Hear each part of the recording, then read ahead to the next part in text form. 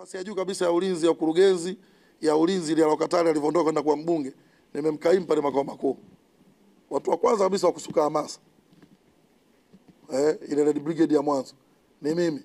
Mimi mpaka siku nachukua fomu ya kugombea umea Kinondoni, mnajua hoja iliyotoka kwamba yule sawa ni mwanachama kindakindaki lakini hajasoma, mpaka nakuja kutoa na cheti cha chuo kikuu cha Dar es Salaam. Sasa mbona huyu ana cheti afu mlinzi? Huko ndo tulikoanzia chini. Kwa hata hiyo kushiba kukuji ghafla, kunataka uvumilivu, determination, focus na kujua unapoelekea.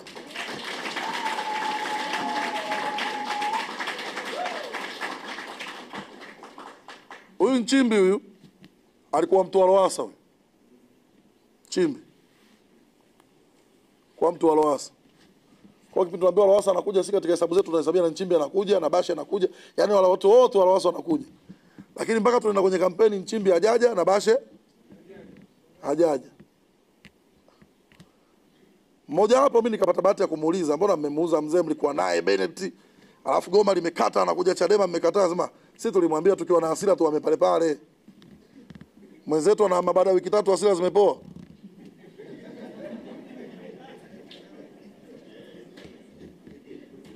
Sasa ndo mfano na ukumbuka leo. Kama jambo la kuhama tungeama kipindi kile bado watu wanakwikwi. Unaama leo miezi 3 na usema umetukana unakumbuka mambo ya uchaguzi leo. Yaani ni sawa tafuta kulia unaweza kukumbuka msiba maremo bibi yako si mwaka 76.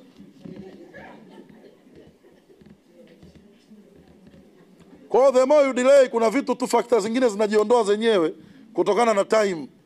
Yaani kwamba sawa umefanywa ubaya kwenye kampeni, patubika kampeni mbaya. Baka leo unahubiri kampeni miezi 3 mbele. Yaani wewe ukisikia tu machungu ukimwona huyu alinitukana unaumia, unagugumia. Haiwezekani. Dunia ndio maana hata matanga ni siku 3. Waliweka hivyo wazani hawana akili. Ungekuwa unafiwa na baba na mama pale unaweka turubai mwaka mzima. Wewe unaondoka kazini, kila ukirudi kazini kutaturubai unaanza kilio kipya. Wakajua utakuwa mgonjwa wa akili. Siku 3 ikatosha kuhitimisha kwamba binadamu uchungu utakuwa umeisha. Si ndio? Unaanua matanga.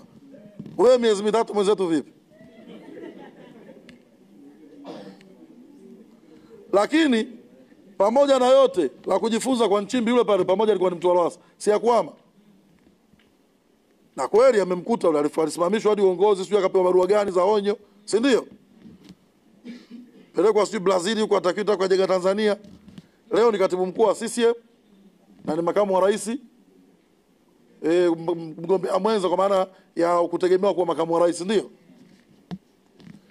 Hivyo kavipata baada ya uvumilivu. Haimaanishi safari yake na sehemu ilikopo nzuri tu na kitu kuhama kwake kulikuwa ndio solution ya kila kitu. Kuna kipindi kama unatembea baki pambana, usikate tamaa. Lakini kuna kipindi ukifanya hatua fanya kwa sababu ya hiyo hatua unaoifanya unaona itakusaidia kwa kipindi hiko.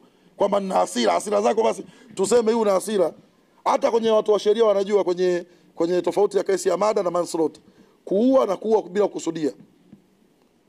Yaani wewe ukinifumania na mkeo jioni hiyo ni mada. Kuua bila kusudia ni umemfumania mtu umemuua pale pale ulipomfumania. Wanaashumu kwamba ulikuwa hujapata muda wa kutafakari. Lakini leo ukimkuta mtu wanasema katika mazingira ya kuua bila kusudia ni mke au mtu anamkaba baba yako au mama yako au mtoto wako. Na matendo yafanye pale pale.